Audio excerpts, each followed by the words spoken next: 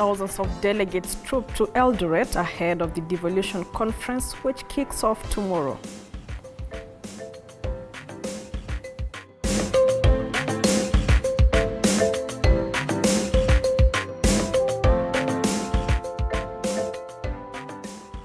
Bipartisan talks between Azimio and Kenya Kwanza to resume this morning at Bomas following appointment of technical teams.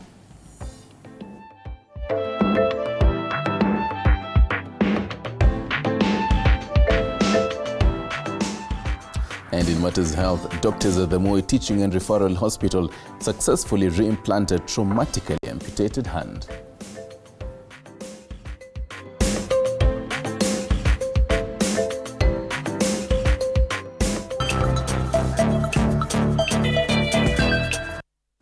Well, good morning and welcome to Morning Cafe. And on that note, we need to congratulate these doctors from Eldoret. Wow. Oh, yeah. Yes, they worked in two teams, alternately repairing, reattaching the limb and revascularization. Wow. And we can even mention their names because this is a 35-year-old man who had his hand cut off at the wrist, severed completely, and they managed to reattach it between 4 a.m. on Sunday and by 3 p.m. he was already in ICU. A 13-member team I can see here. Just to mention them, by the way, real quick, the Moi Teaching and Referral Hospital surgical team that did this. Franciscus Gay, who's the clinical nurse educator, CNE, Theatres Sharon Cherotich, Nehemiah Nyainda, Rose Keino, N.O., Karen Cherotich, Oscar Anganda, Michael Omondi, Ezra Samoita, Dr. Brian Christie, Dr. Andrew Varnadi, Dr. Gregory Wekesa, Dr. Harsh Vadgama, Dr. Paul Mwangi, and the whole entire team. Congratulations once more for us here at Morning Cafe and the entire TV47. Kudos, welcome. This is Monday, the 14th of August, 2023. This week we celebrate 10 years of devolution. We'll be talking more about that. So what else do we have on the show? Well, welcome to this edition of Morning Cafe. And of course, it's a very busy week from mediation talks to devolution at 10 this week. To also, once again, we see the famous U.S. Senator in Kenya, Chris Coons, the Delaware Senator. Of course, when you see him, it usually matters reconciliation and matters handshake. But we're yet to see what he's up to this time round. It's definitely, and even as my colleagues mentioned, the 10 years of devolution and as all roads lead to Eldoret was Singishu. Probably some might be going there for the more sick, but even as the Council of Governors go there. Today, my proverb is, a good chief is like a forest. Everyone can go there and get something. I'm talking about the chiefs who are the county chiefs. May we see that these particular chiefs will have something for everyone, for the devolved units. Good morning, I'm Stanley Nyaringita.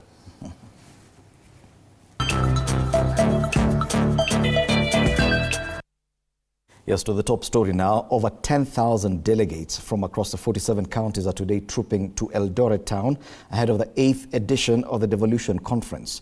The event will be held at the Eldoret Sports Club between Tuesday, August 15th and Friday, August 19th.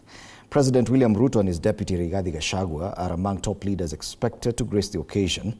Others expected include speakers of the National Assembly and the Senate. It, however, remains unclear whether or not opposition chief Raila Odinga will attend.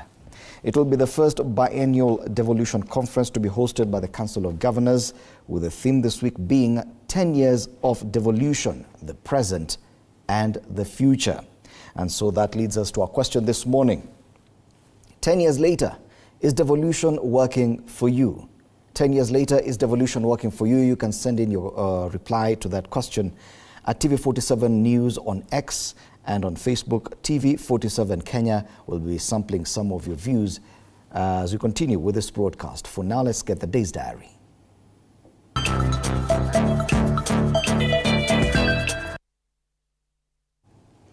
Well, and a quick look at today's diary as of this hour. Of course, the big story, Kenya Kwanza and Azimio coalition to start their mediation talks today at the Bomas of Kenya. And of course, over the weekend, we saw them unveil their legal teams to represent them concerning those dialogue talks that are set to start today. And a devolution conference, the 8th devolution conference to kick off tomorrow in Eldoret was in Gishu County as the country marks 10 years of devolution. And away from that, U.S. Senator Chris Coons visits again. Delaware Senator Chris Coons is currently in the country amid mediation talks. Coons played a vital role in the 2018 handshake.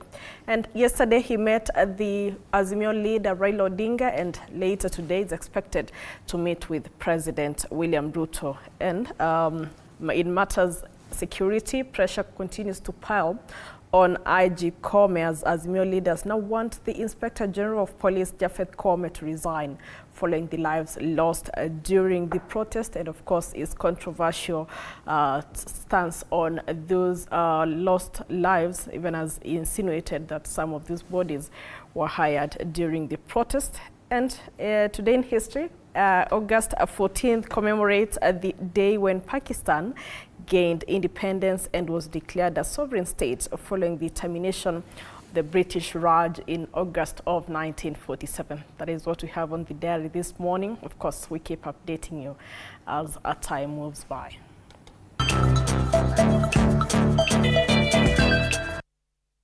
Thank you for that, Limuki. Let's now take a look at the headlines this morning, and I have the Standard. And on the Standard, the big headline, U.S. hand in Ruto-Raila talks. Delaware Senator Chris Coons, who has been involved in Kenya's political situation, met opposition leader Raila Odinga, and he's set to meet President Ruto today as the United States seeks lasting stability of its key regional ally. That's a top story on the Standard this morning. Also on the front page of the Standard, 10-year wait to hit revenue targets. At the onset of devolution, counties' financial sustainability was an ideal. But 10 years later, counties still depend on national government to fund their budget, with none meeting own source revenue targets. Now, some are hiking taxes despite tough economic times. Yes, 10 years of devolution ties into a top story this morning. Still on the front page of the Standard, at the bottom there, doctors refix man's hand cut in domestic row. A team of doctors at the Moi Teaching and Referral Hospital in Uasin Gishu have re-implanted a hand chopped off during a family fight in an 11-hour operation. The story is on page 16. Also on the front page, 40 students get Finland visas as education fund scandal rages. It was a big talking point there all of last week, that Finland scholarship saga. Let's move to the top strip of the Standard now. And on the top strip of the Standard, Kenyans in Mandera stranded as travel costs rise.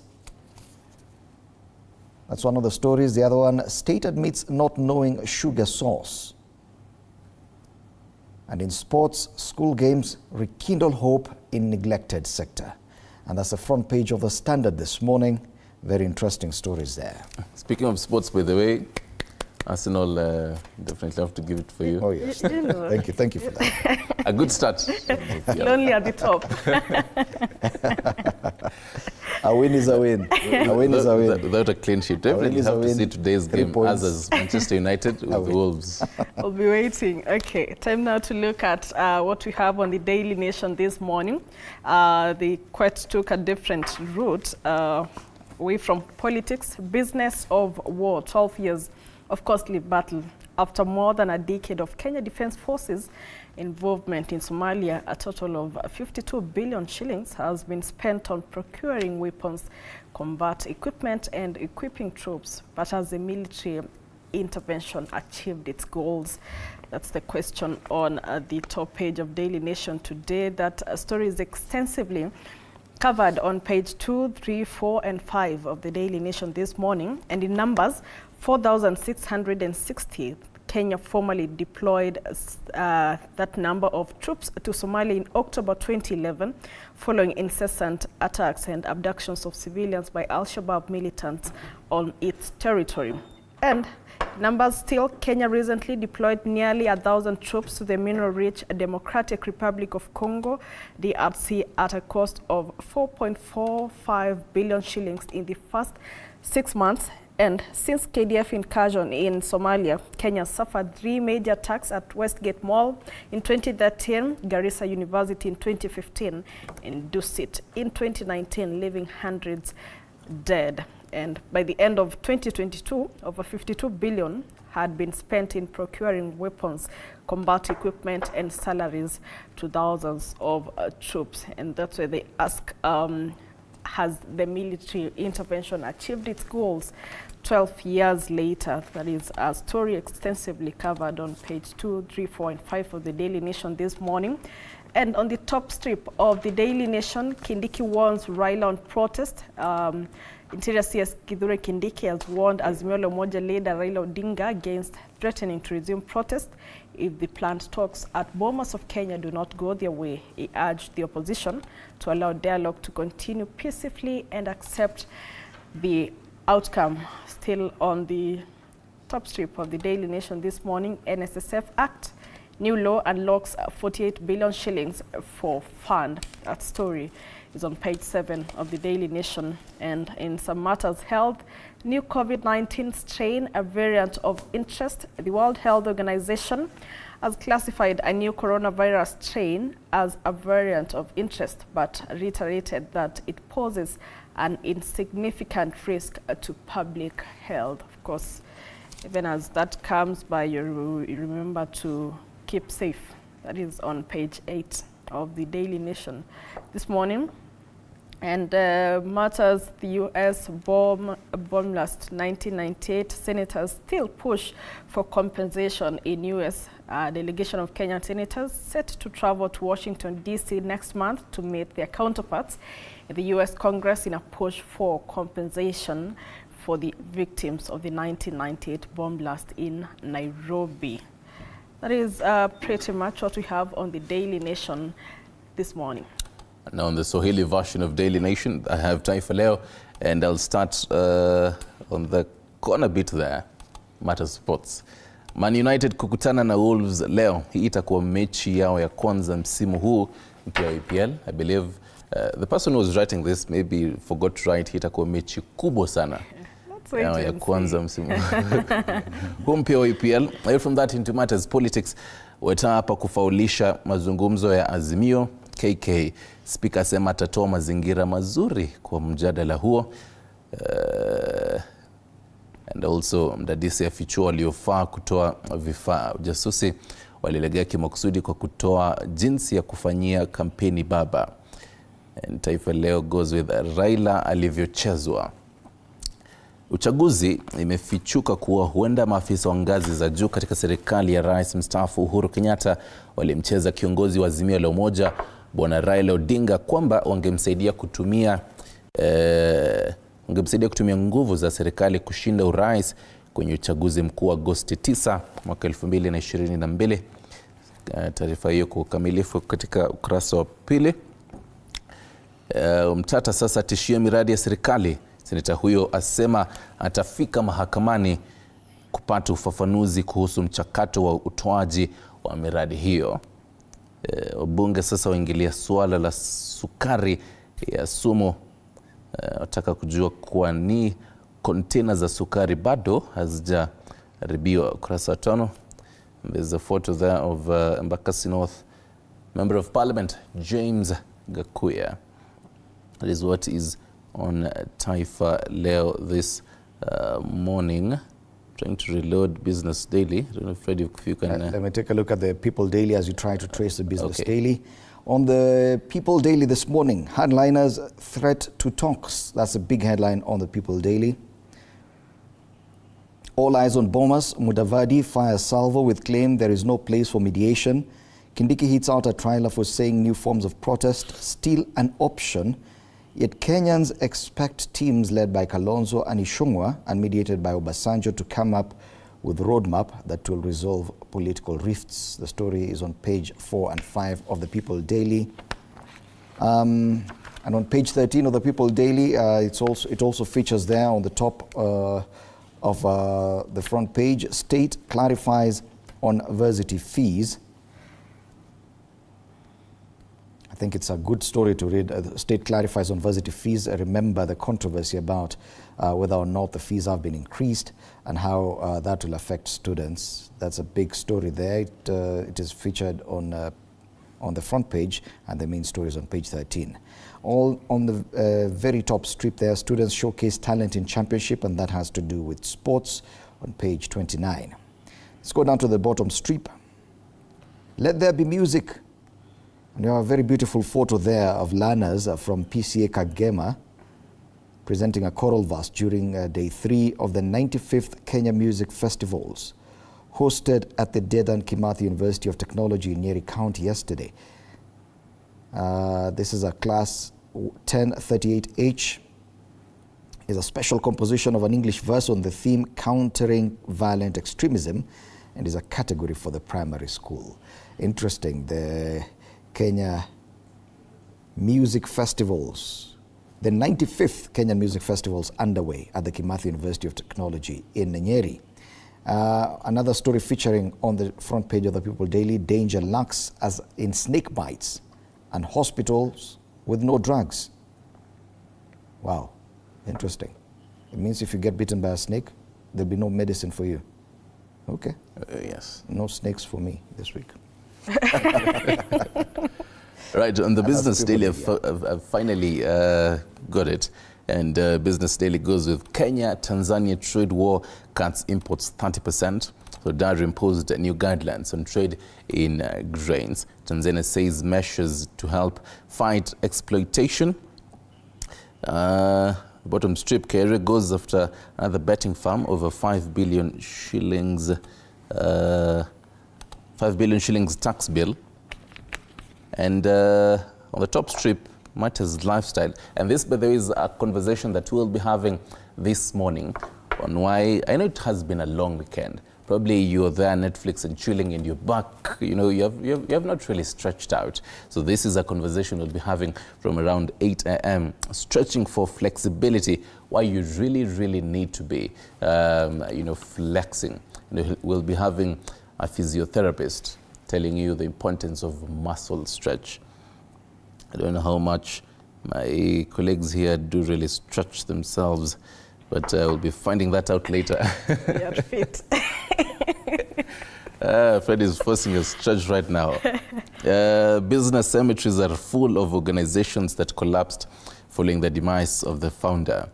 That is on page 9 of Business Daily. An interesting, oh yes, on the right strip of Business Daily, eyes on fuel price control as new formula to be unveiled. Kenya is expected to reveal the changes on the current fuel pricing formula before the end of this month, in changes that could have implications on what you as the consumer pay. Advisors earn 733 million shillings in Diageo. Okay. Diageo. Yes. Every day you learn it new thing. EABL deal.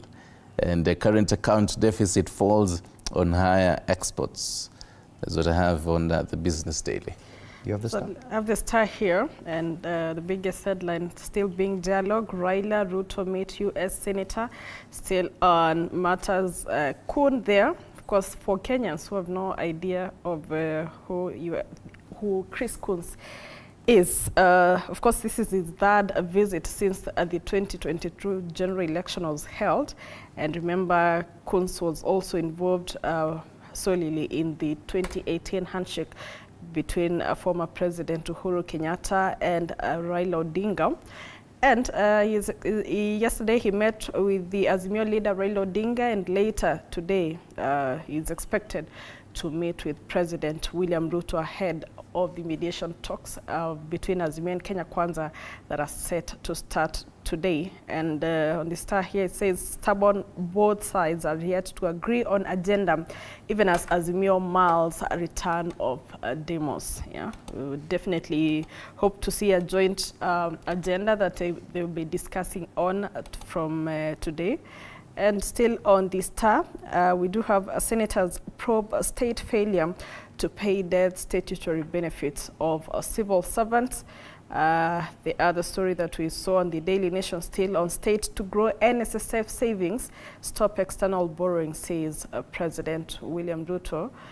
And on the top strip of the Star this morning, Moi Hospital makes history, reattaches a chopped off hand. Of course, the story that we began with as we kicked off this broadcast. And matters devolution, Siaya Governor there, James Orengo, how devolution has changed life. You can read that story extensively on page 16 of the Star this morning. Yes, let's now cross the borders and take a look at what's headlining in the region. We start off with Tanzania. And we have today's edition of Habari Leo. And on Habari Leo, mageuzi mashirika ya umma yaanza.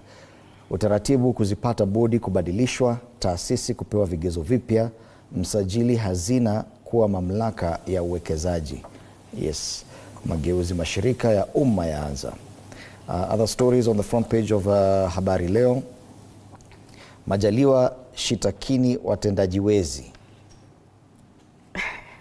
I will leave that for your translation. Another one, Viwanda kinara usajili miradi 2022. And Samia ashukuru madaktari wa Marekani tiba bure.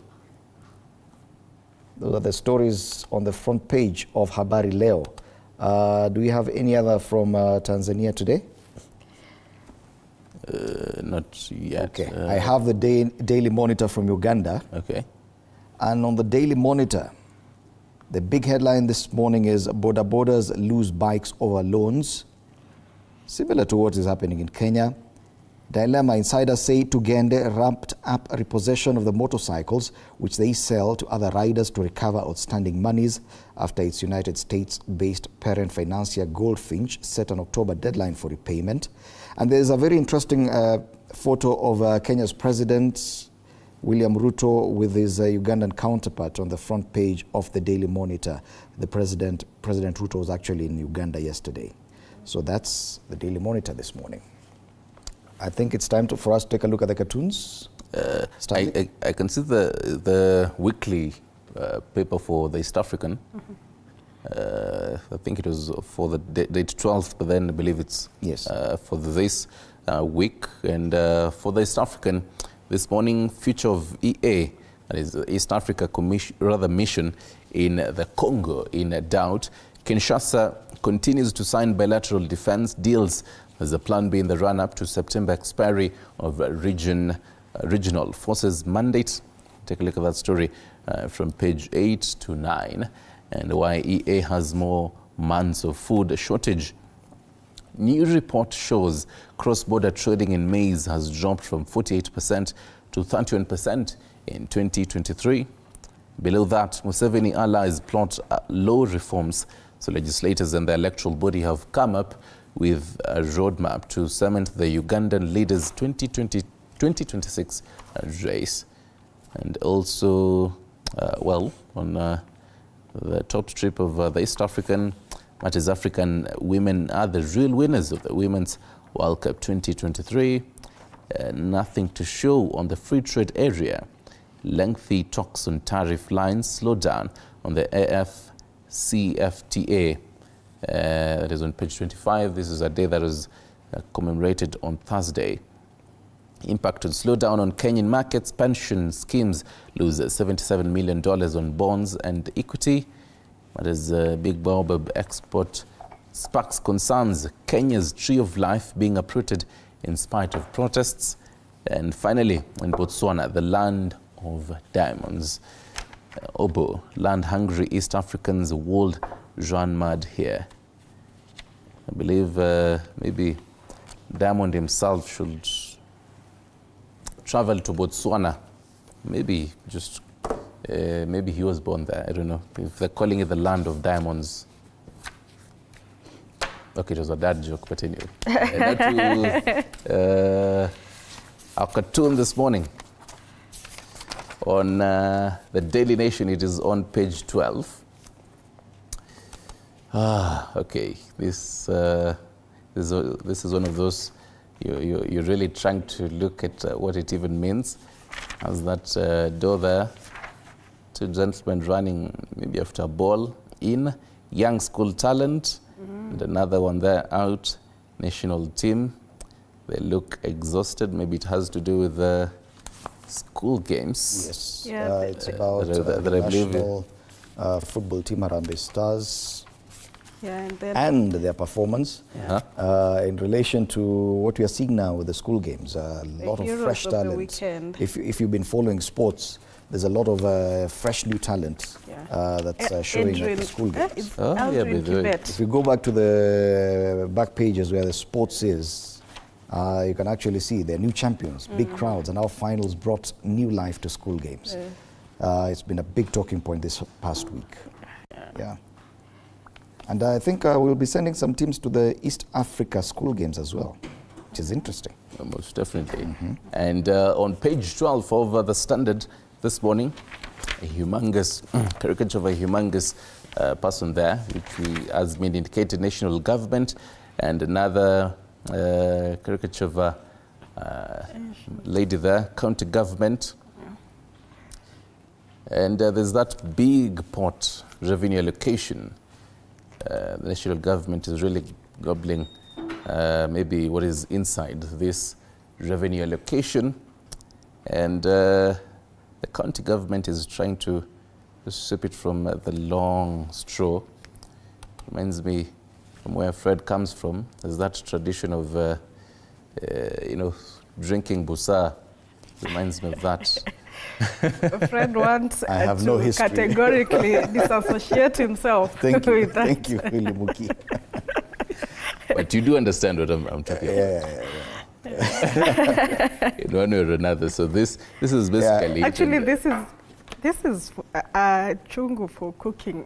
It's a pot. Yeah, but well, it talks a lot about the devolution and matters to do with revenue allocation, and it would appear that the national government is getting the biggest share and just releasing something small to the county governments. This is one of the big talking points this week as we mark 10 years of devolution, revenue allocation, own revenue generation by counties as well, also a big discussion. Are these counties viable?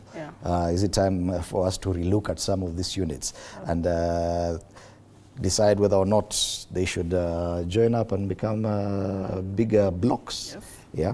Or each to find ways to generate revenue for themselves. Yes, and remember we're going to have a very special coverage of the entire devolution conference happening in Uasin Gishu starting today. Throughout this entire week we'll be talking to all the stakeholders in matters devolution to see whether or not 10 years on devolution is working. Remember our question this morning.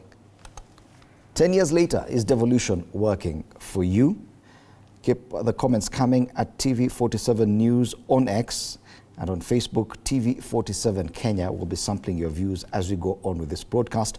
For now, we take a break. We'll be back with the discussion. You're watching Morning Cafe.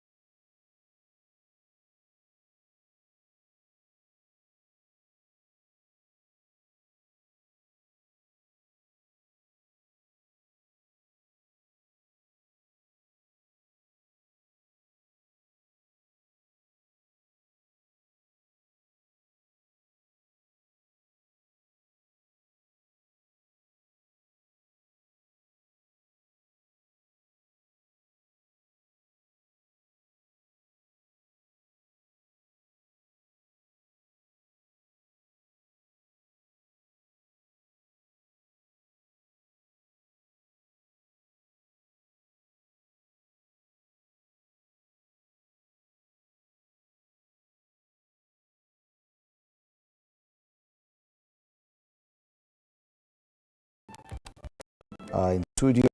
Just a moment. Where is it? Oh, and I've lost it. But look for it. Omulo Jr. Yes, found it. That tweet will be going out very soon. Omulo Jr., Director of Political Affairs, ANC Party, and Boaz Waruku, Strategy and Policy Advisor, Elimobora Working Group. Today, a number of discussions, and on X, or Twitter if you like, it's at Omulo Jr. Remember the hashtag at TV47 News, at Limuki and at Nyari _ my handle is at Fred Indimoli, and the post is out. Yes, so you can engage with us on X as well as you continue this discussion. Gentlemen, good morning. Karibuni sana. Good morning, Fred. Thanks for inviting me. It's always a pleasure to have you, and I'm sure it's your first time to interact with this new TV47 studio. The studio here? Yeah. I've been here before. Okay. Last time it was just about a week and a half ago. A different set. set. A different Not set. on the set of Morning Cafe. Oh, no. What about Omulo? Yes. I think this is my second time. Yeah. Yeah. Karibuni sana. Big talking points today. I know the Daily Nation has gone with something to do with war, the business of war. And 12 years of costly battle, after more than a decade of Kenya Defence Forces involvement in Somalia, a total of 52 billion has been spent on procuring weapons, combat equipment, and equipping troops. But has the military intervention achieved its goals? And of course, the big discussion on the top story this morning has to do with the devolution. Of course, their biggest talking has to do with the return to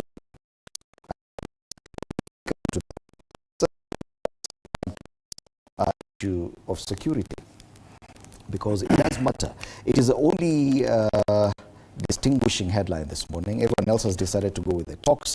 People daily talking about hardliners threat to talks, and of course devolution conference, which kicks off in Uasin Gishu this week, tomorrow, Tuesday to Friday, the 19th of August. We'll be talking about that a lot more. But first, gentlemen,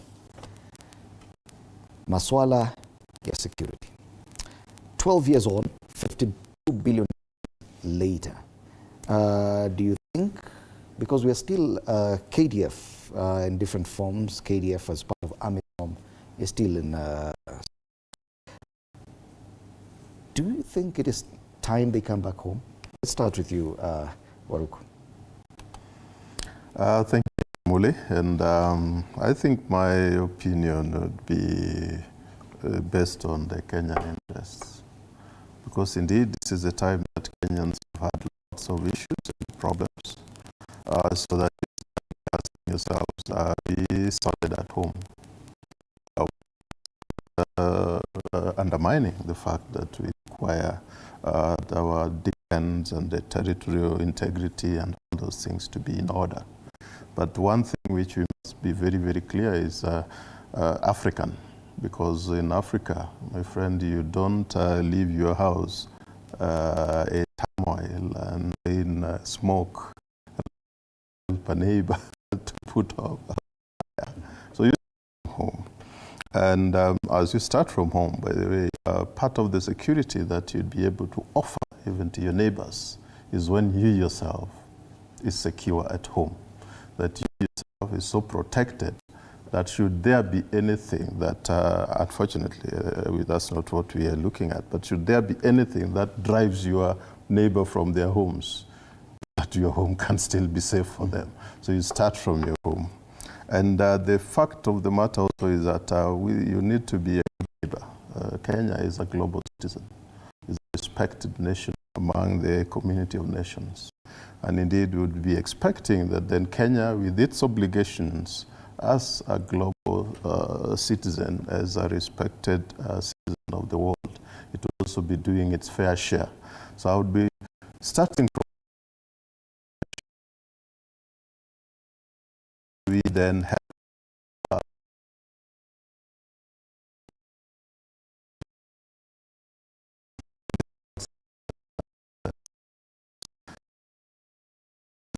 when Siad Barre left, and he passed through Kenya, isn't it? Yes. Yeah, that's the history that we gather and all that, I think, if I can remember remotely. But that also tells you that he somehow also felt So my first point of making Kenya safe is also very important. But two, what haven't we been doing right for all the years? It's been so long. A child who was born then is over 30. Is over 30, and you are being told, Kenya, Somalia had all this kind of turbulence. So it's high time that we took stock of the strategies that we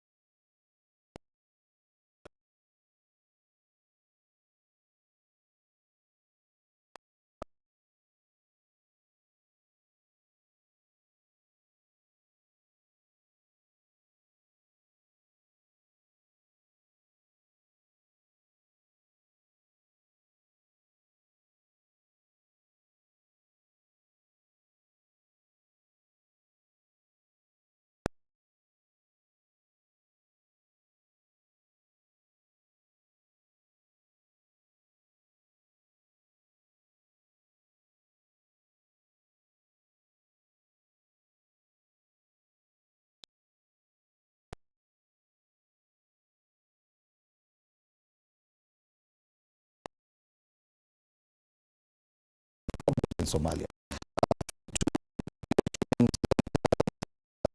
12 years later, to be honest, that's about 4 billion shillings a year. It's not really much, given the fact that since KDF moved into Somalia, don't you think? I think you look at developed democracies, they spend a lot of their national revenue on security. And I think it is in order to say that a stable Tanzania enables Kenya to be at peace, because Kenya is an African business hub. It's the center for interaction on global platform where tourism, businesses and even political affairs are handled in this country. So I think Kenya is just a leading, East African country that must show the will to protect the neighbor, and also must come out to indicate that we are also tactful and also superior in terms of equipments and war that we do in this continent. So I believe that 52 billion is not that much, because you need complicated weapons, and also even workforce. Maintaining our security in those areas needs a lot of money. So we have achieved our intervention in the Somalia and even under regional peacekeeping. We have achieved much, but at the same time, it depends on the interest of this country, whether whatever the interventions that we come up with in either Somalia or Sudan or even other regions like this DRC Congo will in turn bring us some goodies in the region. I believe we must be a leading country in terms of defending other neighbors to enable us to do business and also be at the center of business. Okay. Yet we still see a lot of security issues across the border, within our borders in Kenya, yes, yeah. From across in Somalia. Issues to do with, even as we talk about expensive combat weapons, hence this 52 billion shillings. The kind of weaponry being used against our forces inside Kenya by Al-Shabaab is very basic. IEDs, homemade bombs and all those things. And do you think that some of this money actually come back and try to contain the issue from within our borders? Fred, can I turn your question around? Go ahead. The weaponry and all that you're talking about are not made in Kenya, the ones that have costed us all this money. But now you're saying, even now when it comes to Kenya, we actually having rudimentary weaponry and all that. Of course, I condemn in the strongest terms cases and all the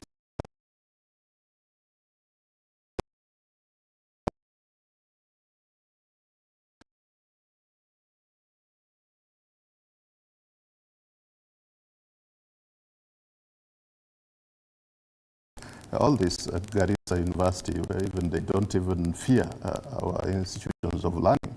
So I condemn all those and all. But I think when I was pointing at other interests that we see,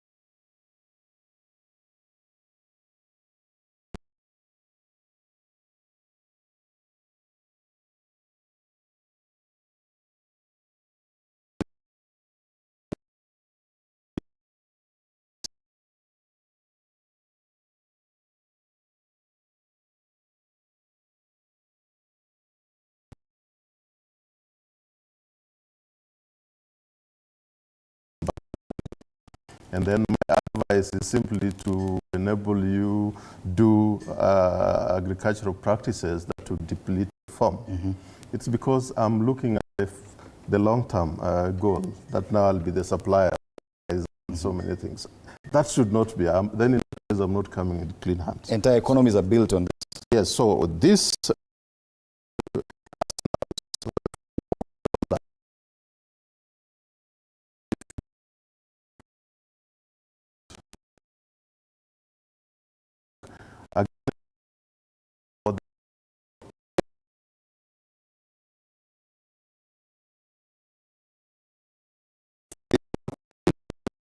To be very decisive in resolving some of these problems.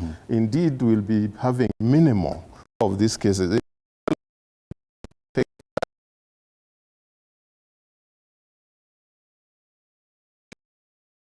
Diplomatically intervene just to negotiate. So for me, I think the gun proliferations and all that, but I certainly also by also learning out locally. Of course, Mau Mau tried that, So maybe that is also one thing that is also a way through which then we are also becoming innovative, creative, but we should only do it in the spirit of Martin Luther King. And if you may have not to attack. The issue of Kenya moving into Somalia was not just to intimidate Shabab, it was also to prop up the fledgling government, Somalia, to help them to be able to stand on their own, to build a democracy. And 12 years later, it would appear that they are still struggling with that. Yet we continue spending more money on that. Is it time that we probably change our approach from military to diplomacy and issues and mediation to actually ensure that the government of Mogadishu is better placed to handle their own internal matters so that Kenyans can come back home? I think Somali government is not that stable for now because the democracy in Somalia cannot be compared to Kenya's democracy. But I believe even from what my friend is saying, this money is somehow shared because I think there are also grants that come from international organizations or countries that also funds and also giving grants to such kind of peacekeeping. But the major issue here is that there are things we trade with Somalia that are very important, especially you've heard of Mira, you've heard of other issues, other things that we take to Somalia. The stability of the Somalia country is at the heart of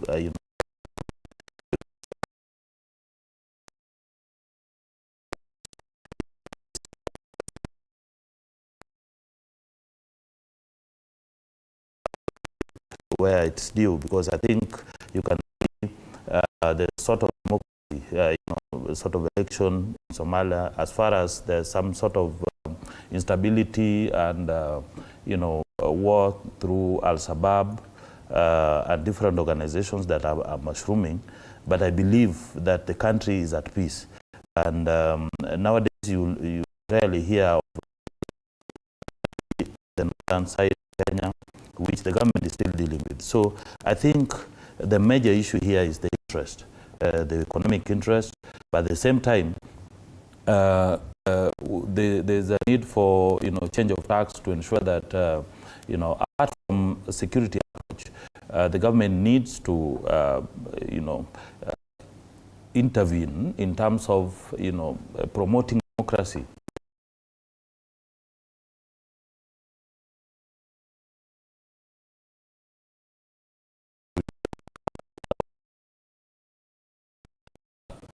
External interference. So, promoting the ability to stabilize as a country. So I think there's need for change of tax, but at the same time, we need to watch and understand how best we can also approach this issue without using resources and also using our soldiers to stay in Somalia permanently. Okay. Business of war, that's a big headline on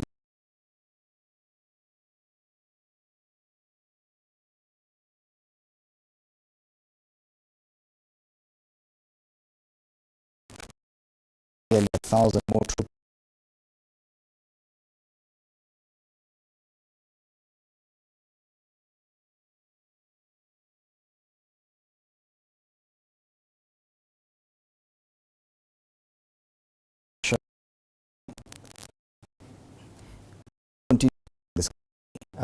Because of regional issues. Sure. We are in a very volatile region. There are some who argue why are we spending money? Yet we have a military that is well established, probably the best in the region, and they may be engaged in nothing else if at all we do not go out of our country to help others, don't you think? Fred, there's a lot of work that the military do. Indeed, even if Somalia and other neighbors were peaceful, it will still be recruiting and training.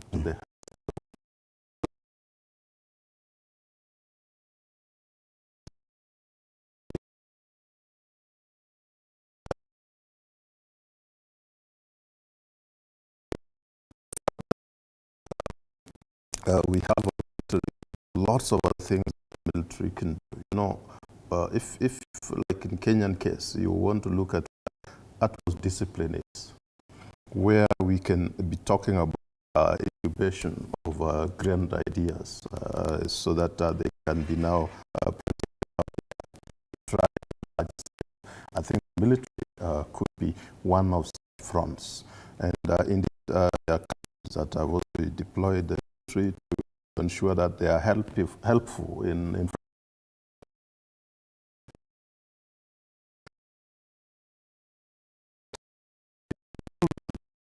thing, particularly when we brought ourselves to the level that now we are resource strong, we militarily, that is, we are able to defend ourselves and all that. Then in the social responsibility, I think we does not have questions of quality and standards. So for me, I think there are a lot more things that we can do. The military, because military, like many of our forces, should be also learning institutions. That you do not just go in there to carry the arsenals for war, but also get that you perpetuate learning, you continue studying and all that, and also training up behind you. So for me, it would still be proper. Even when we have peace times and all that, because that is how we protect. That is how we protect. That is how we ensure that even we guarantee democracy to practice within our country. Because when the civilians know that we're protected, because of course we pay taxes, so that those guys utilize taxes appropriately to defend us, and be more robust in the engagement.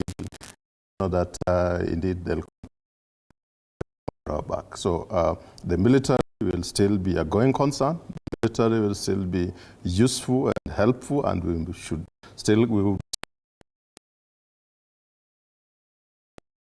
become useful.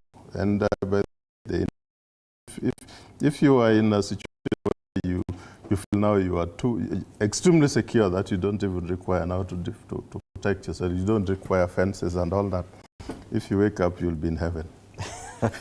Probably.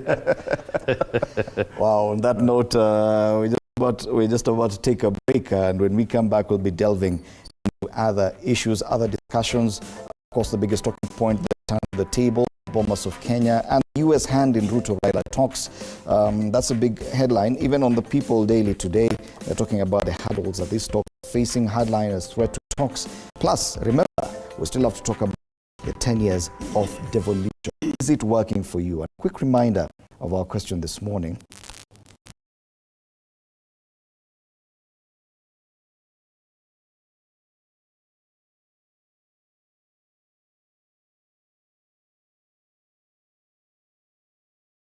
Also be introducing our other panelists, George M. Gibore, Secretary General, Kenya Union of Political Officers. You're watching Morning Cafe.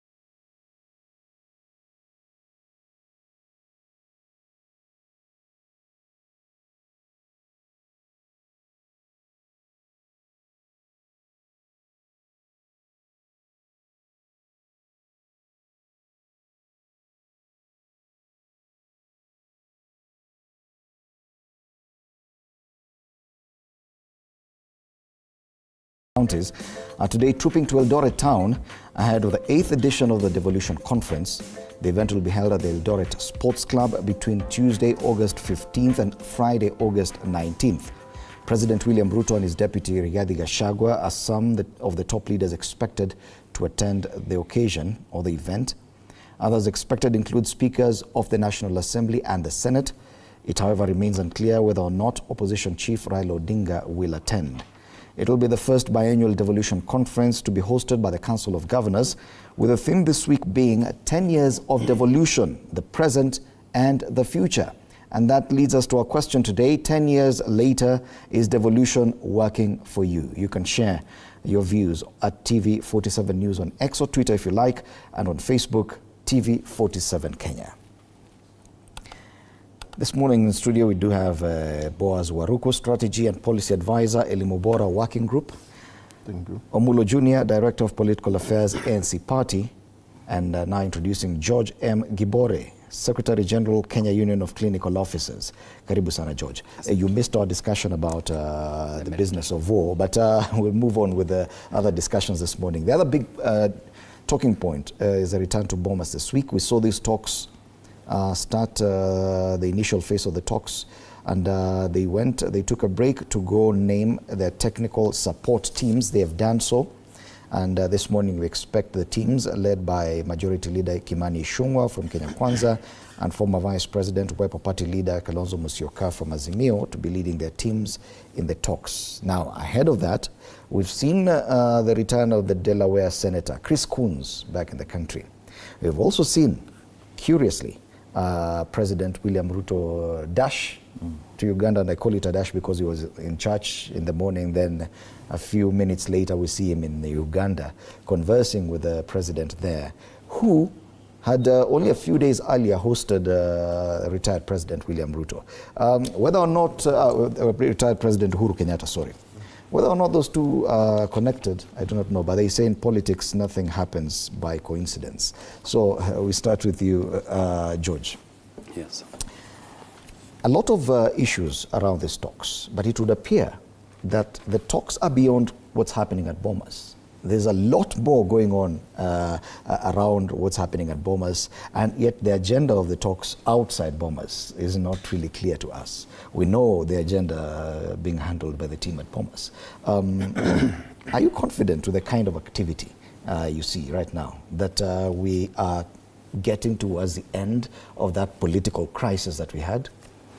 Yeah, I think it is a good gesture, so to say, but I need to say specifically that all these talks revolves around the two people, that is the president and the right honorable Raila Odinga. And until they say they are okay with the discussion, those discussion doesn't matter. But if they can even agree in outside here and they take those discussion there, and then they formalize that discussion, then that's okay.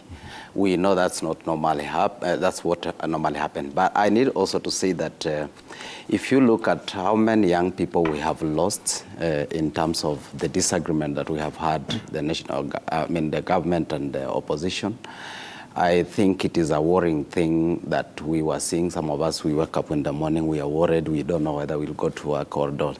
But currently, as much as they are talking and we are able to move from a place to place, we are able to go to work, including us, healthcare workers. We do not know whether to wake up and go to work. Now, in that situation is that the patient who also rely on the healthcare workers are not able to go to work. So people who are able to want to move their goods from place to place, they are not able to do that. But we are happy that during this as the discussion goes on, there is a lot of hope that at least we can have a headway in terms of agreeing on how to handle the disagreement. Then we are happy about that. Yes, I think if there must be someone who must bring these two teams together, then that's okay. Provided we have peace for everyone, where we are not losing life, because the life of those people will never come back to celebrate any gain, even if there will be any, after this talk. So it is really, for me, I feel a cooling time, where we feel that we need to encourage them to continue talking. Okay. Yeah. Omulo, looking at the People Daily, they talk about headliners and them being a threat to the talks. And it's quoting, I could refer to him as your party patron, Musalia Mudavadi, the Prime Cabinet Secretary, firing a salvo, claiming there is no place for mediation. Now this is a senior government official, a senior member of the Kenya Kwanza side, saying there's no place for mediation. Yet they've already sent a team to Bomas.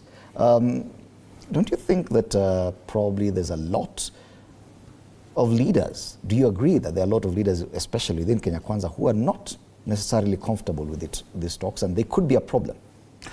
I will say yes and no at the same time. First and foremost, based on this headline, before I come to the question you've asked me, I think we are reading too much on a visit by Chris Coons, because I think the opposition have mastered the art of, creating a situation or a scenario that would bring the current or the sitting government to a table. And they know how to navigate by bringing international pressure. Those who are coming to, to discuss issues that are very pertinent to this country. The fact that now there's peace after, Mandamano and some few things, Kenyans are happy because now they can do business and so many other things. But yes, there's a serious fear from, Kenya Kwanza side, because You remember what happened, in the past from the Moi government, from Kibaki government, and also Uhuru government, the handshake. Remember when, Uhuru became president and Raila, caused a lot of havoc. They had to, have a handshake. He came into the government. You remember William Ruto was thrown out, and even some people were also thrown out of the government. So, these other people like Rigiji, Mdavadi, and other Kenya Kwanza officials, they believe that the moment you bring Azimio or leaders into government, they will not have any place in that government. I think they must protect their positions, they must protect what they fought for, and they know very well that, the moment Raila comes in, things will not be usual. So they have a right to say that, they have a right to protect their interest, they have a right to protect the government. And I believe that, sometimes we have to change the culture of elections in this country. When we say that we have a dialogue, when we have talks, we are not transparent, and we are not, saying the truth. Because if it is about elections, we have regular report. Why can't we implement that regular report? Because everything is about election is penned in that book. If it is about electoral violence, there's Waki report. Why can't we implement Waki report? If it is about TGRC or Truth and Justice Reconciliation, there's Kiplagat report. Sometimes we continue revolving around one issue, leaving important matters that needs to be settled. So I think these talks are just, political, and sometimes I would say that it is not about the people. It is about leaders who want to join government. It's about leaders that every election they come in with demands, they create tension to force the sitting government into, into talks. So I think there's a need for both sides to come with clean hands without holding cards under the table, because I've asked severally that why can't we have an open discussion or an open dialogue whereby we have media. People can now listen to know what Kalonzo is saying, to know what Kimani Ichung'wah is saying, to know whether these talks are centered on the interest of Kenyans, or whether these people are talking about individuals or interests that will propel them to whatever that they want, or maybe come to government through backdoor. So I believe we need to be open and allow Kenyans to understand what these people are going to talk about. Okay. Well, Boaz, I don't know if you share in the fear that Omulo has, but also, most importantly, because he says we could be reading too much. Do you think we are reading too much? The fact that Chris Coons, the senator from Delaware, is in Kenya, are we reading too much from this visit to Uganda yesterday afternoon by President Ruto? I'm a fisherman, and I know they are nomads. Let me start with the nomads' perception of things, nomadic community. When you see vultures hovering around, rush there, because on the ground there could be something. So, who are you calling the vultures here? I've told you about fishing, and I've told you about livestock, my friend. Those things come with the vultures. Vultures are creations of God. They are animals. They are also there. So for it's very unheard of, and unfortunately, you'd rarely just find vultures hovering around. There must be some carcass. Having used that, then I'm just about to say that I think we as Kenyans, everything we discuss and all that, let's step back and look at ourselves first, we as Kenyans. Because I think for us to situate these discussions, it must be situated within what we as Kenyans want. And for me, I think the first very article of our constitution is the one that is on trial. The sovereignty of the people. That the people have got a right to make a determination on the kind of, say, leadership that they want, but also on the kind of governance that they should be subjected to. When all these fall apart, I think the people have got a right to raise their voices, to raise their heads, and actually to talk. So for me, whatever my brother here, Umulo, is saying and all that, I tend to think that his school of thought is a little bit at variance with my school of thought. Having looked at this from the position that we as a country made a determination that we will be sovereign. And two, you're saying we get more involved in a lot of political work, but in our own constitution, which is the social contract, that is what brings us together. We declared ourselves that Kenya shall be a multi-party, multi-party, party is political party, democratic state. And multi-party means that then things, because how do you coach politics? It's around us. So Kenya in itself did affirm and cement within its body structure that politics would be at play. And indeed, where two or more human beings are, even identical twins, there's politics in there. So let us not run away from that. Politics will always be there. So it is the decency with which politics is handled. I think that is what is also at the core. To the extent that from where I come from, we are yet even to come to my core business is education. But I'm getting back to that because we need to understand where we are. This Kenya has not been stable, has not known stability. Right from the time that we said, let the colonialists go, and we took over.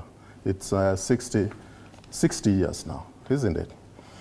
From that time, instead of trying to fix our country to serve the interest of all the Kenyans, we have incrementally been creating a situation where the country belongs to individuals. And the individuals could be homegrown individuals or foreign individuals. So I don't want to discuss the others who are flying in and flying out. And indeed, I also don't want to discuss those who opt to consult their friends. Like when you say the president was in a church and he went to consult his friend, I also don't want to discuss that. Yet we've just been talking about Kenya's intervention in neighboring states. Yes, so I'm saying, I'm starting from where we are, where I'm saying, where is the Kenyan placed in all this? Because I don't know whether Mulu, you were saying that, I think it's George who said that if these two people, Raila and Ruto, can just sit somewhere and make an agreement and come, and so that will be it, I think would have done a plaster on a serious wound. But don't you think we're doing the same thing right now? Would have done a plaster on a serious wound. What we require to do is, there are opportunities that present themselves in Kenya. The same way that we had a constitutional moment, we said, Katiba ni sasa, kama sio sasa ni sasa hivi. I was chairing Uraia Trust at the time. I think that is the time when Kenyans decided that we will not allow these guys on this business of pulling left, right, and center. Let us decide how we want to go. Probably we need to agree. Is the moment to ensure, sorry Fred to say, this is the time to ensure that all the problems that we've been just mark timing in addressing, can we place them on the table? And one chief amongst them, like for me, I'm here and I want to tell you, it is very frustrating when more than 50 students and all that are just calling you and asking, how will we access our education? The financing and all that, we are completely unable. Some are revising their courses because they cannot afford. And so we'll come to that discussion about university fees because it is where you are an expert. But before that, as we wrap up this discussion on the talks, it would appear that they're two-pronged. There's what is happening at Bomas. The agenda has already been laid out. And probably that is where the convergence of thoughts by Kenyans on a possible relook at the Constitution 13 years later will come. But there appears to be more talks that could determine what else is happening at Bomas. This, what we are seeing outside with a visit by the US Senator, with a visit by President Ruto to Uganda and the former president to Uganda as well, that too is very necessary for us. Yes, and I want to say categorically that I agree with the sentiment of my co-panelists, but to a large extent, if at all it was really idealistic, that's ideally, that's what's supposed to happen. But in a political disagreement where we know that that's what occasioned the push and pull that we have, we know that the people who matters, and even when you look at it, the previous talk that we had, who met? Does the president agree with the Right Honorable Odinga? Let's have these people talk. Then they go talk until they tell them that we are comfortable. Those talks it doesn't matter. Mm-hmm. That is because that is the kind of a country we have had. And he has really said that we have not had a stable country for some time. And it is because of these political differences. Now, when you look at it and we say yes, even if today we are to exclude the two of them and say, let's have everything that we have been having, we talk about it. If they don't agree, because you'll see the Right Honorable Odinga says, these are my people. And the other one says, these are my people. So they own up people that they can call whenever they want them and tell them, let's go to Kamkunji. And people go even against when there is maybe a police saying we are not going there. So when people go that way, then those differences politically, that is the real situation that we have in the country. And that's why I said that looking at it until the president and Raila, the Right Honorable Raila Amolo Odinga agrees, then the talks for me remains just a plebiscite of it. But I think I agree to you that most of the talks now are happening away from the camera, and it's not really what is happening at Bomas. Bomas is just a formality that there is talks going on, so that they are cementing whichever it is happening outside. And I want to believe that all of us remember when the president was going to, the Right Honorable came up and said, Suluhu was here, and the president did not agree to the talk. And then when he is going to Tanzania, he write on his Twitter that I'm available. You can call me. Then when he comes back, there is some few things that are happening. Then we realize that there was the former president from Nigeria around, and they meet at Mombasa. And then what happened? We are told that there will be a talk. Yeah, these talks, you'll see this side says this is what we want to have on the table. This side says this is what we want to have on the table. If we are asked, all of us, some of those issues to a large extent because we had election, and the decision was made, that should not even be something to be talked about. We'll be focusing on the issue that put, or rather give Kenya a leverage to have a living, to access health, and to ensure that they are able to have meals that guarantees their next living. Okay. Yeah. Omulo, sorry, I wanted to just make a correction. Maybe you didn't understand a part of what I'd mentioned. I wasn't trying to exclude the two. Yes. I said Kenya is for all of us. Yes. Those two inclusive. And indeed, when we are discussing this, at the center, I've just mentioned school fees. My friend, I know even yesterday, people asked you for money, that they are going hungry. Okay. Very true. Omulo, yes. Listening to so many people, they seem to agree that probably the visit by the US Senator and the visit to Uganda and all other discussions which we are not privy to could be the main discussion. That whatever is happening at Bomas could just be window dressing, but maybe not. Because maybe that could just be a gateway for Kenyans to have an opportunity to re-look at the Constitution. Because you look at the kind of agenda on the table, and 80% would require the laws to be redone or re-looked at. Don't you think that that's an even bigger discussion that Kenyans are missing? Just looking at the politics, Chris Coons, Museveni, Obasanjo, and missing the bigger discussion. I think you are right to some extent because, it is about interest. It's about protection of business. Sometimes these things continue evolving. Call it handshake, call it cooperation, call it whatever. But, look at the issues that are on the table. These are some of the, issues that needs, parliamentary or, legislative, even possibly a referendum. A referendum. But I don't think referendum will be, important at this time when we are now reviving the economy. We have put, strategies and plans to revive or recover economy. But I think some of these issues that have been put on the table, some of them needs legislative intervention. Look at the creation of office of the opposition that needs amendments in Parliament. Look at the two-thirds gender. Look at some of the most important, like entrenchment of CDF, embedment of office of the Prime Cabinet Secretary. And even, look at cost of living. Already, the government has plans, to ensure that it lowers the cost of living. Look at the issue of interference with political parties. That needs amendment of Political Parties Act and other laws. Look at issues raised by involvement of, other side into government, or maybe other ethnic groups into, employment in government. That needs the implementation of, TGRC report, and even Muzalendo Kibuja. You remember there's a report that was done in 2012, because we spend a lot of money doing these reports, and then we put them together dust somewhere.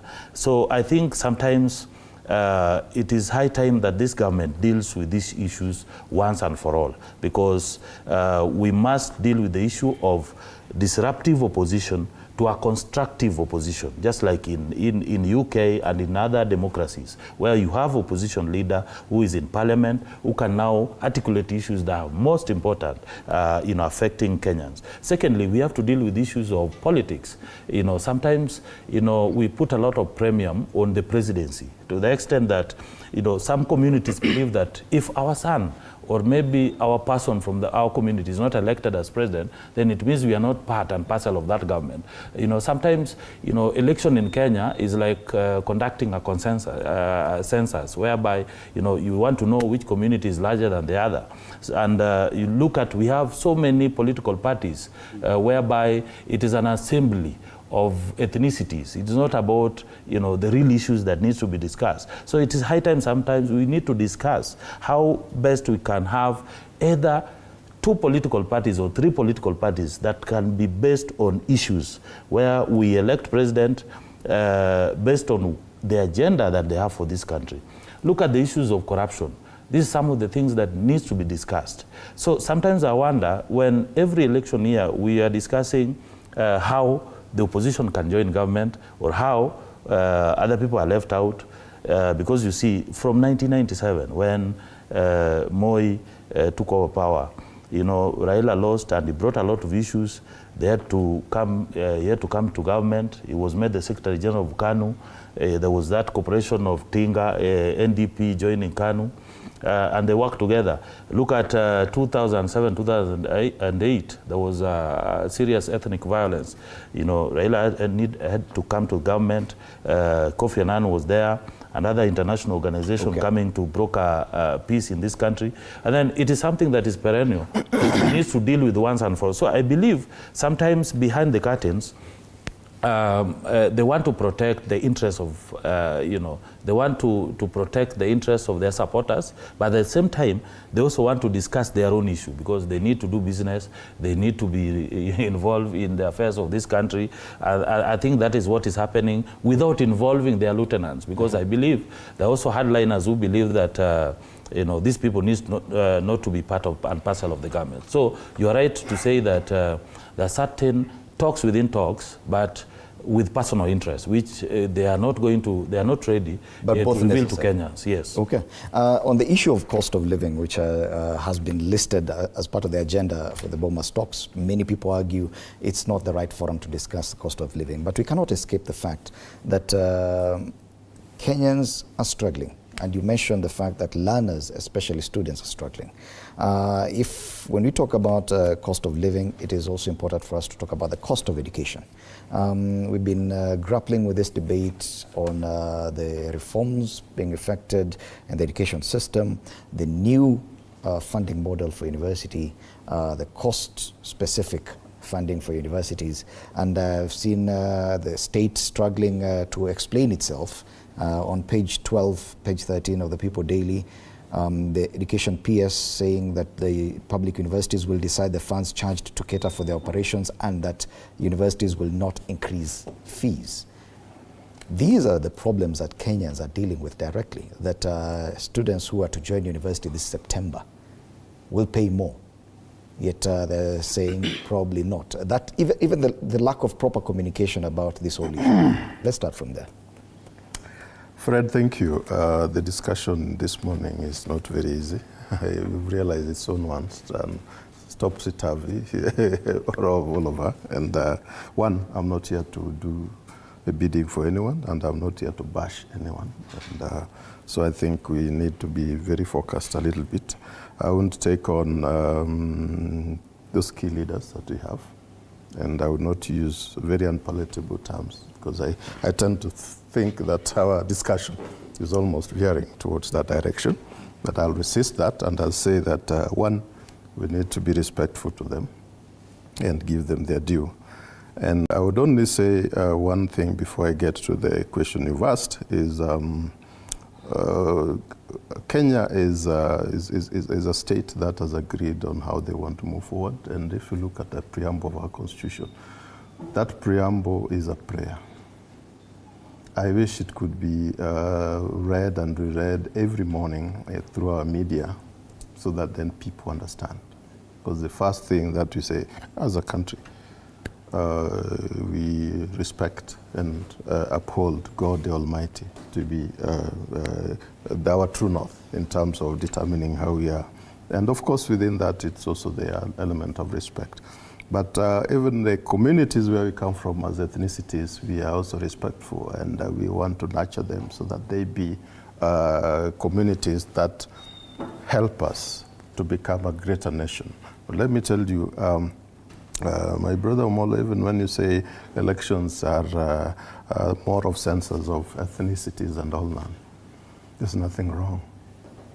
In fact, we should promote those ethnic communities to reproduce and all that. Let's have people, many people. Why? Because that is we, the people. And those are the people that then, when they grow, you know, their countries relate with us because, oh, how many are you? You know, Kenya is respected. Why? Because we have numbers. That's a market. We have lots of things. We have resources in here. And the intellectual resource also is very important. So I wanted to bring that because when you come there, then you realize then we'll be telling those who want to off-put us, like those who try to declare Kenya to be their company of shares. All those things, that is disrespectful. Having moved away from that, come to why, whether you are a Turkana child, a Luo child, Kamba child, when you go hungry, whether the person from your community is the head of state, it doesn't matter. I don't know whether it would be okay, but let me blurt it out because it is here on my chest.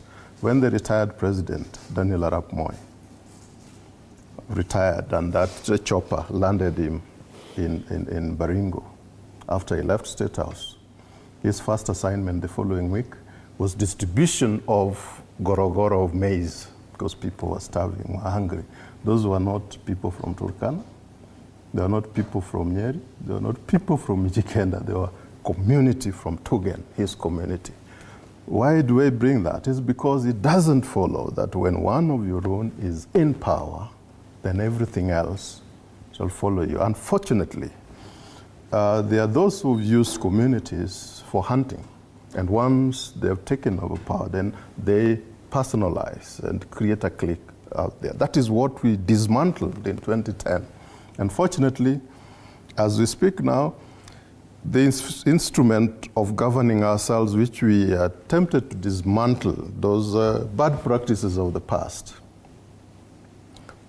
is now being tossed aside. Because I will tell you, if anybody dared to read it from the preamble to the transitional clauses, you realize that all the solutions we are looking for are in there. You realize so.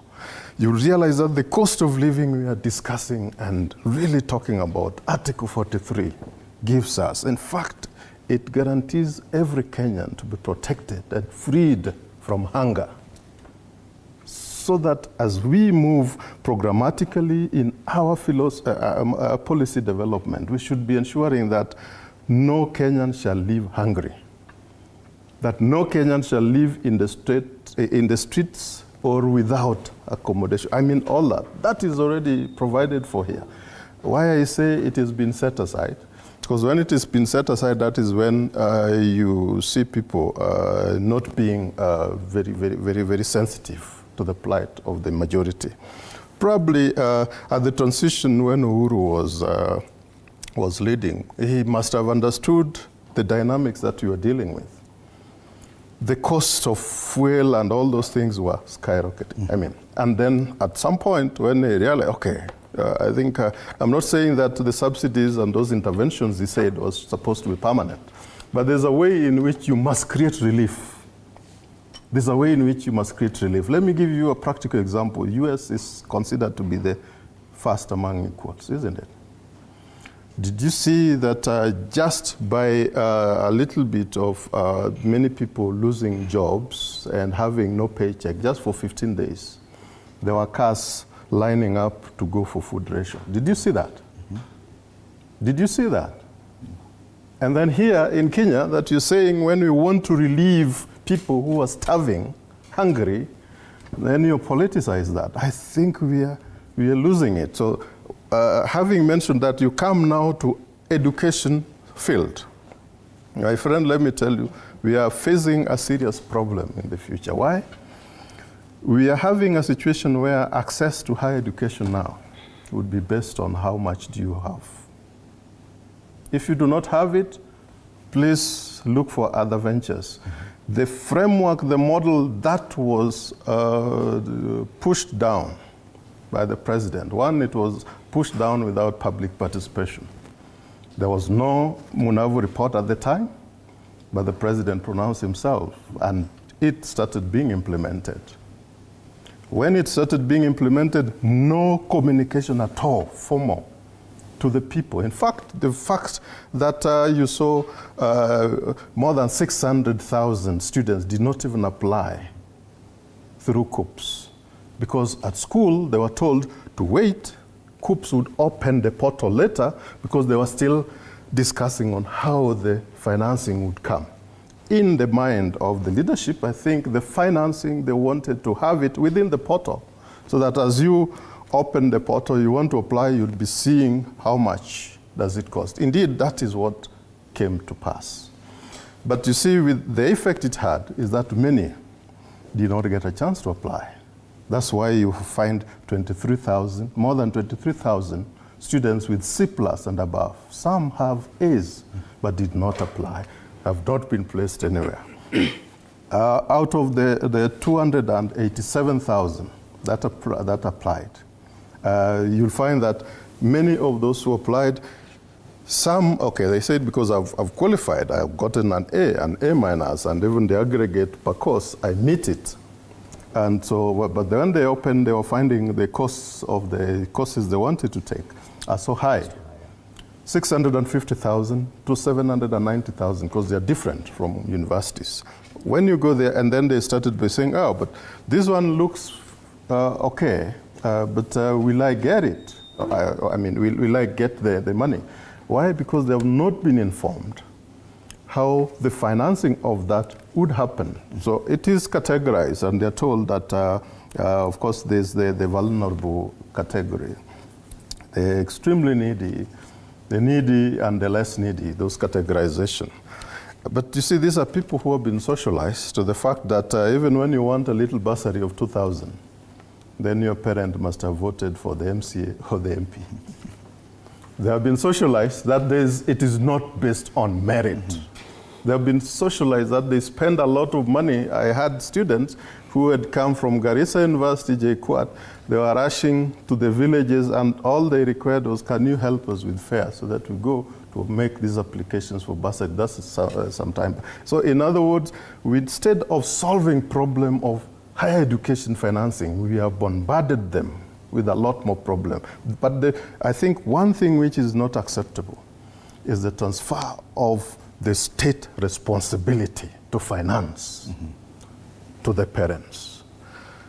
That goes at variance with the human rights principle, which Kenya is a signatory to, goes to the tenets of our constitution, right from basic education, where we say it is free and compulsory. It goes against ensuring that we have access to higher education and progressively makes it free. Those are not my own words. You look at the instruments that we have, those ones put it there. So where we are now, the COOPs have reopened the portal. Why? For those who didn't apply to apply it, but two, for people to change courses to the affordable one. So there's something called affordability. You talked about communication and probably the communication, because that's why I'm giving you more time, because this is a pertinent issue. Yes. That probably the lack of communication created the problem we have right now, that maybe it's not as costly as it is made to look, that because of the funding models through loans, bursaries, and scholarships, it would actually be much cheaper for the learners. Let me say, okay, information flow is not there. When it is given, zinagongana, they are at cross purposes. Why? Because probably even those who are pronouncing them are also not very clear. Yesterday I had the announcement that I think one of the officers involved in this, whether it was the officer of the help or where, that you see why we had to group all this funding on the head of a student or a child, it's because it is student-based. So assuming that then you have your money. They're saying that if you migrate from University X to University Y, you'll move with that. So it is an issue of information flow. There's a lot of information gaps, but what I mentioned to you from the start is that look at the load that you're placing on the head of that student. Even just understanding this thing.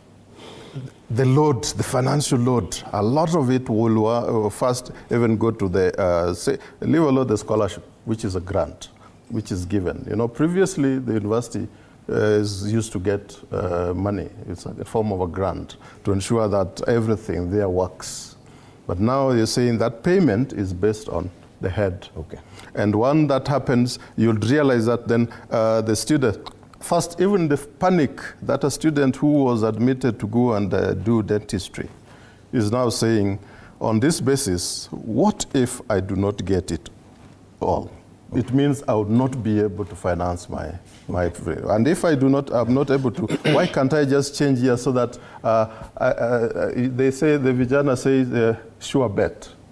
Why don't I look at what I can afford? And I think that would make inequality to be enhanced. Why?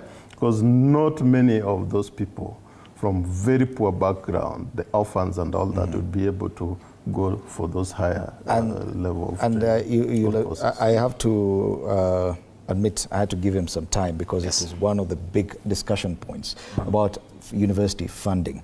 It is one big talking point. Maybe we may not be able to deal with it in the other discussion we're having, but we have to have this discussion now about devolution. Let me give you, because of time. Yeah, let me just tell you that I'm basing my discussion on a framework that the Limo Bora working group has worked on since January. Even before the report was produced, we launched that framework in Nairobi here at the Pan-African, and said any proposition on how to fix the education, the problems we've had, should be mirrored along this. And we included those standards. We included the principles that should guide that. And so when this report came up, we also took time and we went and delved into it using our framework. Right now, we have an analytical report that tells you which direction that report, if implemented, will take Kenya. Thank you. I want us to talk about devolution now, because this year we mark 10 years of devolution. Since 2013, we've had county governments. Issues to do with health were devolved. That's your forte. As Secretary General, Kenya Union of Clinical Officers, we've seen the kind of challenges, especially with counties delivering on health services.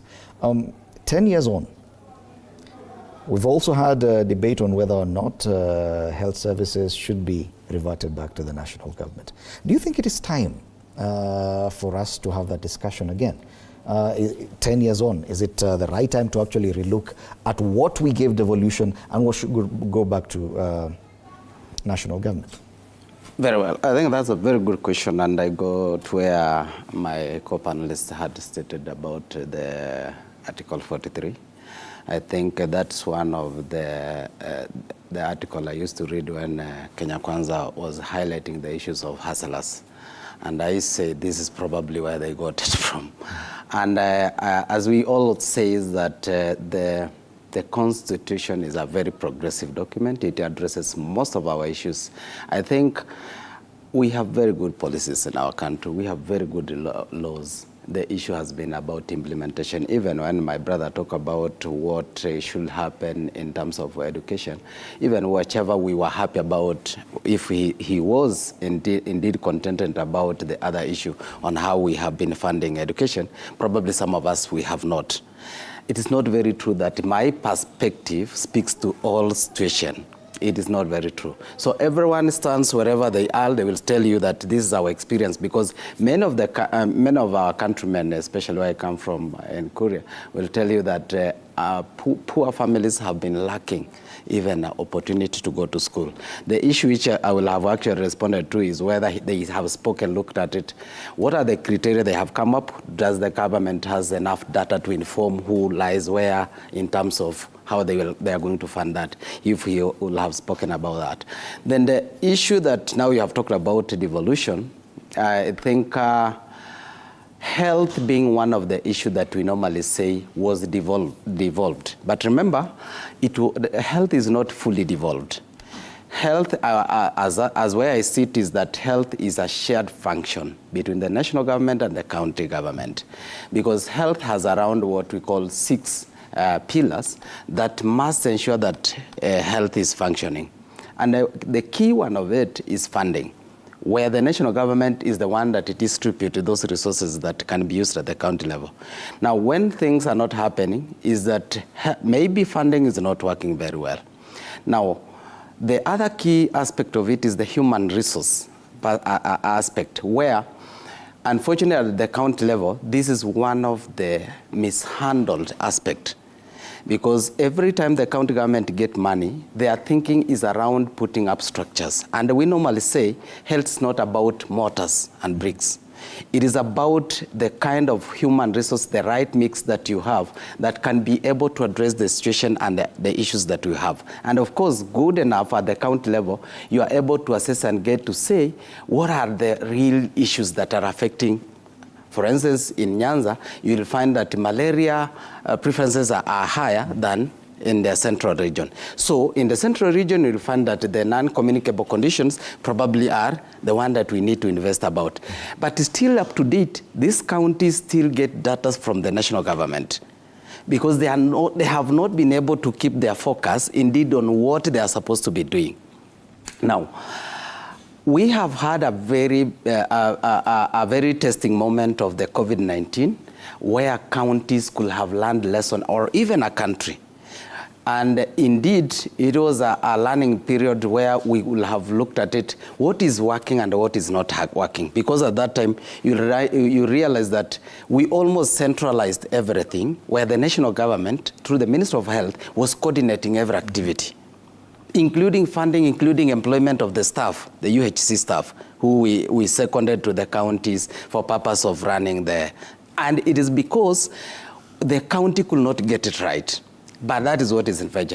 But even so, it should be known that when we devolved, the county government realized that they were not able to do it without a coordinating center.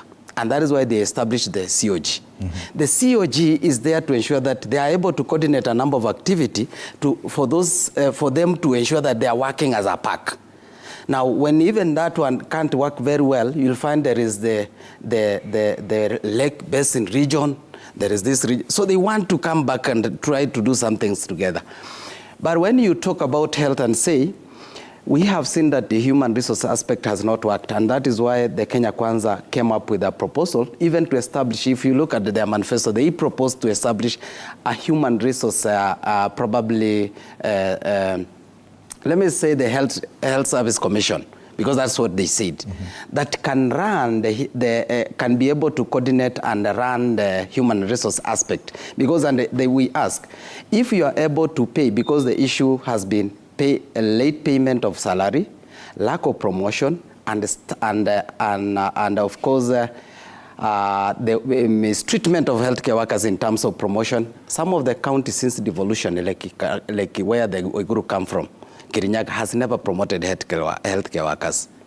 But other counties have been continuously doing a number of these things. So you find in Nairobi we are doing different. Yes. And here in Kiambu they are doing, and these people share platforms. They know what is happening. So these are people who probably are tortured mentally and they are not able to keep up with the situation they have. Now we said, have a health service commission to run the human aspect, the human resource aspect. Pay them, allow them to ensure they can be able to relocate, that's get transfer, yes. And also, I'll organize the issues of training on how they can go back, because medicine is quite dynamic, and you have to continue going to ensure that you're updating yourself. And those things does not really grow back the issues of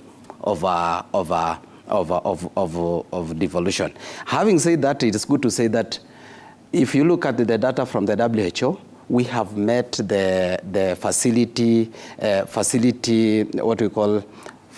density versus the population. We are there. There are few countries, around 3, which have not been able to come up with the structures. Yes. Like, I can give you a good example. Here in Nairobi, during the NMS, we built 22 facilities. There are no healthcare workers. And a number of counties will go there. There are structures without any healthcare worker to work. So priorities at the county level, especially where they are the managers, they have failed us. That's what we can say. Omulo, the issue of funding is key for counties. There's the issue of the allocation from central government. There have been significant delays in disbursement of funds from treasury to counties, which have caused some of the problems that Georgia talks about. Also, the issue of own revenue collection at the county level. Many of these counties lack the capacity to do the same. And the question, therefore, begs, is it time to relook at the viability of some of these units? The fact that they're even finding it necessary to come together and form economic blocks that would appear more viable. Yes. Thank you very much. Permit me, before I come to your question, to give some key highlights in terms of what my co-panelists was talking about in education. Okay. The commitment by Kenya Kwanza to ensure that they have an improved education system, because that is a commitment that Kenya Kwanza made to the people of Kenya to address the inequities in education system by creating a level field for children to get education despite of the backgrounds. The government has already looked at the budget. 631 billion was allocated to education sector.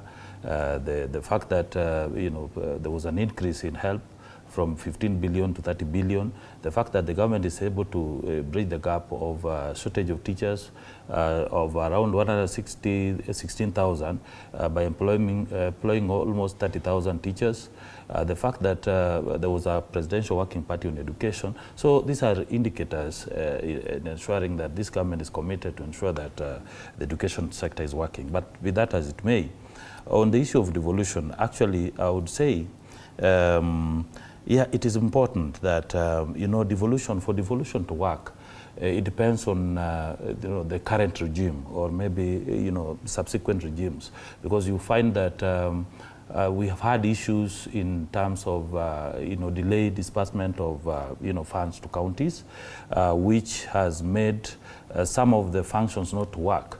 But as you can see, when Ruto took power, I think he has made a commitment in ensuring that revenues or maybe disbursement are done on time.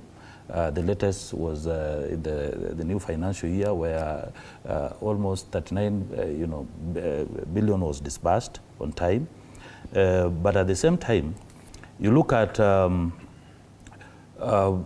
the hits and misses that 10 years later, devolution is very important, because the intention, the vision, and even the dream of devolution was to ensure that power is taken back closer to the people, in terms of ensuring that they participate in the election of their own people at the county level. They participate in the budget making process, and even the CIDP process. And I believe that if you look at the services, some of them, the counties are now open in terms of infrastructure development, in terms of roads are now open in counties. People are able to do business. Look at health sector. You've seen mushrooming of hospitals up to level 4. But it depends also with the governance in county level, because you find that some doctors are paid well in other counties, or health workers are paid well.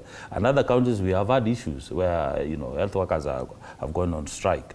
But you also look at agriculture, which is also very important. But look at challenges that are coming into this front, something like on-source revenue.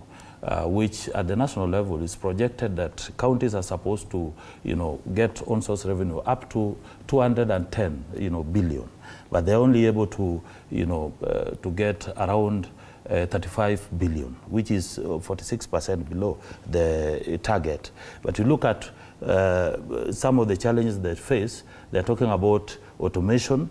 They're talking about they're talking about the systems are not working, which we need to, either work on a clear framework that will ensure if the counties are not able to get on-source revenue, they are supposed to allow the national government to provide either KRA to collect revenue for them. Because this needs to be worked on. They don't need to depend solely on the 15% that is coming from the national government. Look at the issue of pending bills. When another governor come in and take over the reign of power, they tend to disregard the previous service providers, which is an issue at the county level, which they need to address on how best they can now deal with service providers, pending bill at the county level. Again, look at some of these devolved functions like health.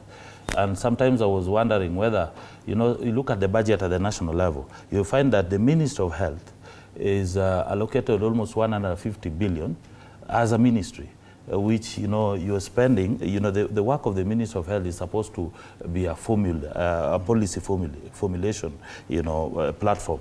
But at the county level, the health sector is given 130 billion. So it does not make sense. Whereas the national government must make a commitment to ensure that they devolve all functions, to ensure that the county government is operating at that level. So I think it is high time we discuss on how best the national government can cooperate to ensure that all the functions that are meant to be devolved are devolved fully. Okay. Yeah. And let's give Boaz time to give his assessment of devolution 10 years on. Because of time, I think you'll be the last one to speak. Devolution, in terms of its own principles, I think is a good effort which have been made by the county governments, but of course challenges are still many, but also they have not attempted to invoke certain articles within the devolution.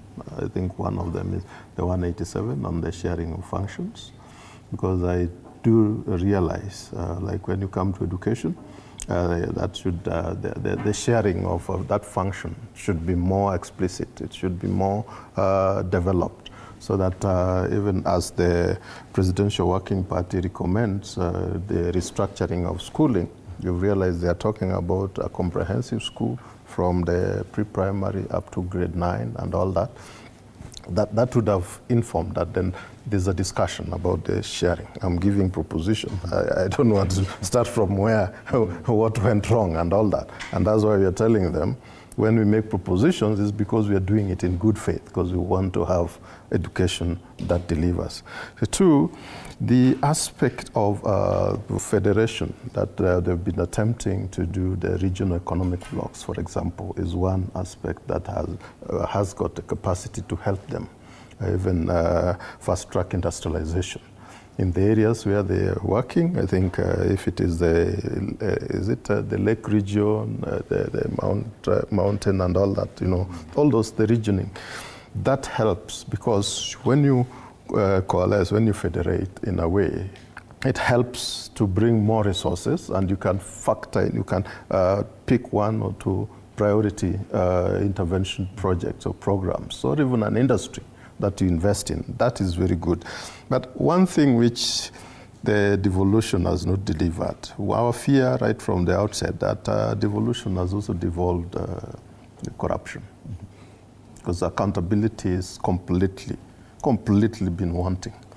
Give credit to the governors, some of the governors who have attempted to improve that, particularly when we are seeing that a more robust public participation is taking place. I think maybe I don't have the scorecard, because for me I like using a particular criteria, but visibly you are able to see that a little bit of that public participation is coming forth, as opposed to the original aspects where it was more of a ticker box. You advertise there'll be public participation, a meeting, or it will start at 10 and end at 4, but they arrive at 2 and end at 3, and they come with people who will talk to you, not people participating. I think that dimension is gone. We are moving away from it, but I would suggest that they institutionalize that by creating guiding policies. I know some of the countries have attempted that, but a national understanding of what is public participation as per Article 10 of the Constitution, because that is where the values and principles of governance are embedded. So when you say that, that would be very helpful. Own source revenue in terms of being able to generate maximally, so that then in as much as there'd be shared revenue from nationally generated one, at least you also have some bottom line, a foundation, a basis upon which certain development programs can take place. That to me is very crucial.